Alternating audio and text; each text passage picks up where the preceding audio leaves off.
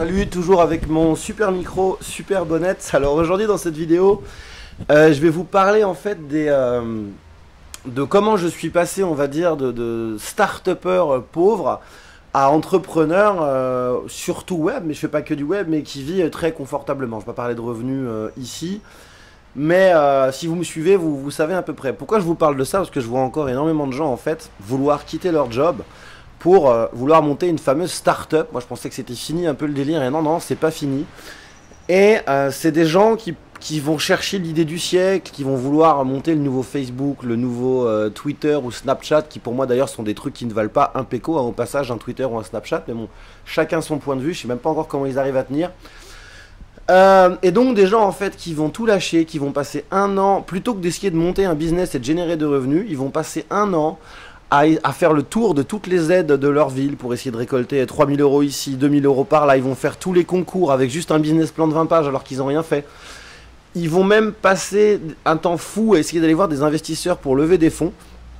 Et tout ça pour, quand ils arrivent à lever de l'argent, en général, ne pas en gagner avant 3 ans, 4 ans, 5 ans et vivre en fait sur des levées de fonds. Et on en a vu beaucoup ces dernières années. Je pense à une start-up belge, je crois, qui s'appelait Take It Easy dans la livraison à domicile. Et je sais de quoi je parle puisque j'ai monté et j'ai perdu toutes mes économies en 2012 une start-up de livraison à domicile.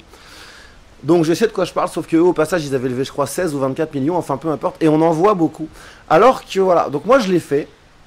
J'ai fait ça, j'ai été emballé par ça. Je me disais, ah, je fais de la formation vidéo, c'est quand même pas très glamour, ça fait un peu... comment dirais-je, enfin, je sais pas, mauvaise connotation. C'est un peu comme si des gens disaient, ah, j'ai fait un BEP et l'autre il a fait un bac+8. Enfin, c'est un peu comme ça que je le voyais quand j'étais étudiant, enfin ce que tout le monde disait. Et alors qu'en fait, avant cette start-up, je faisais de la formation vidéo et je gagnais plusieurs centaines de milliers d'euros par an. Mais je trouvais que ça faisait un peu cheap et tout. Et je me suis mis là-dedans et j'ai mis toutes mes économies dans cette fameuse start-up de livraison à domicile avec beaucoup de matériel à acheter, beaucoup de publicité, un site internet et une application mobile qui m'ont coûté une fortune, 70 livreurs en freelance à gérer, des salariés à recruter. Enfin bref, un bordel pas possible pour au final ne pas gagner un rond. Et du coup je me suis remis en fait, après à peu près un an de réflexion, je me suis remis corps et âme à la fois dans la formation vidéo, ce que je savais très bien faire, mais également dans le e-commerce. Et voilà, et maintenant ça me permet de générer plusieurs centaines de milliers d'euros par an. Je parle jamais de millions, etc. parce que je pourrais vous dire, oui, j'ai fait 1,5 million d'euros de chiffre d'affaires depuis début janvier 2018. Là, je fais cette vidéo, on est en mai.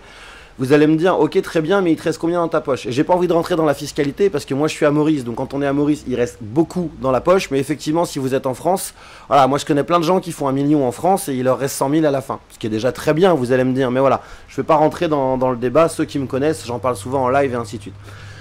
Tout ça pour vous dire qu'il n'y a pas de métier de cheap, bien au contraire, et je pense qu'avec la formation vidéo notamment, vous apportez beaucoup plus de valeur aux gens qu'avec la plupart, excusez-moi, mais des startups de merde qui n'apportent rien. Qu'est-ce que ça apporte? Un Snapchat.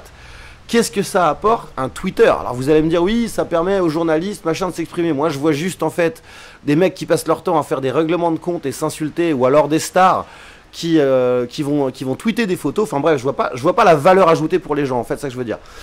Alors que si vous avez une expérience, un savoir, et que vous en faites une formation et que vous la vendez aux gens, là vous apportez de la valeur aux gens, vous leur permettez de se développer, vous leur permettez de trouver une solution et au passage, vous faites 95% de marge.